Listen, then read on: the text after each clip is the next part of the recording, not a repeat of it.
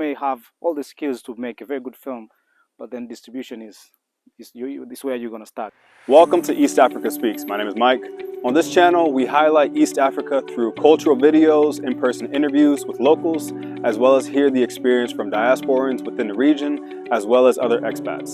Please follow us for weekly uploads, and yeah, let's get into the video.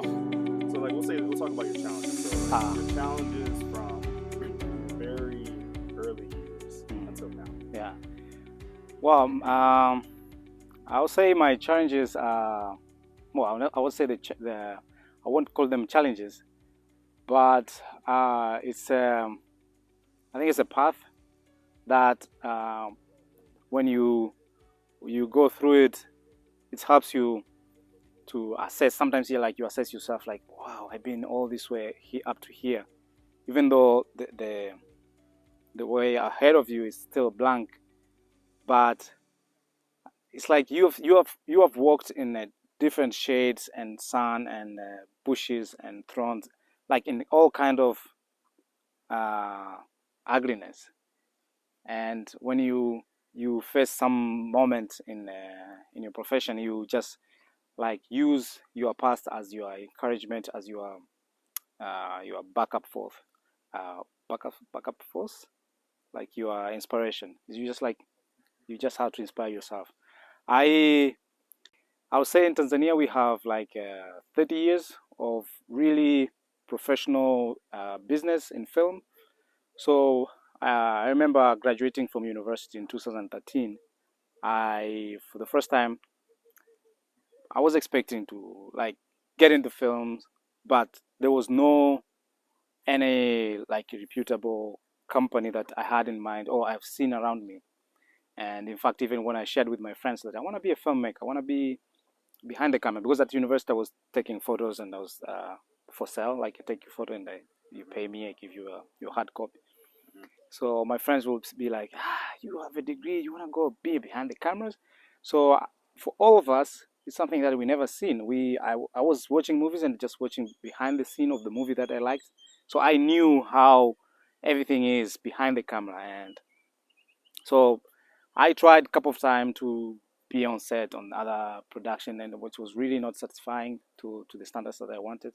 So after the graduation, I asked for luckily, I found out I was just in the bar sitting and I saw a TV series on TV, and I liked the way it looks, the texture, everything. Like it's just catched my attention. And I went back home, I started Googling who made the series, and I came to find out it was an American production company that was based in Tanzania. It's called MFDI. They made a very beautiful TV series called Siri Mtungi. So I asked to be an intern. I asked to volunteer just to be on set. They said, no, we don't know you. You cannot be. Like it was like pushing the boss, like asking and asking. Finally, he said, well, you are in Iringa. The production is in Dar es Salaam. Why don't you come and just let's chat? I don't guarantee you anything, but just come and let's talk. So immediately sold everything in my house where I was living, packed my bags. I didn't even know that I would get the internship, so I went back to that. And yeah, the same day I had the conversation with the boss, and he let me in, and I started as in a grip. It's like a very basic. You're just carrying stuff. They need light stand. They need a dolly. You're just being there just to bring things on set to make the production smooth.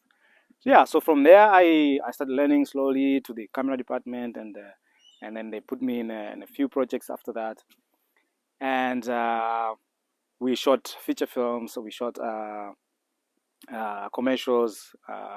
Later on, they financed my own production. I shot some film of my own, comedy skits, and it's kind of like it was my mentor through this process.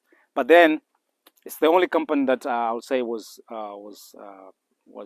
kind of like respectable. They had a very good work ethics and production value. So that was the only company that was around. And even when I left and they closed the company, there was no other places that you could say I'm going to be exposed and get more knowledge, and also as again in the country that the film industry just started. even when they give you a job, they don't really consider it as a profession. So they were putting the rates, like you go to work for someone and they give you very rates that you cannot even pay rent. And luckily, nowadays it's changing slowly. They have seen the value. They have seen how it costs to make it. They've seen the expenses you put in and how the final results, how it looks. So that I would say that was my journey and some of my experiences. The other ones is the I would say is, well, we as again, the film industry is very young, so we don't really, even if you invest in the production, you sometimes you caught in a film distribution is a very big challenge. So here we are just starting in a creative industry, like big. We are trying to be more professionals and behind the cameras, but there are people who are producers, writers, and marketing teams. All these people are still missing. So you may have all the skills to make a very good film, but then distribution is where you're gonna start. And that's my living experience. There, last year I made a TV series, 17 episodes. I wrote myself, I produced myself, I directed myself, and locally trying to distribute it has been a nightmare. Yeah.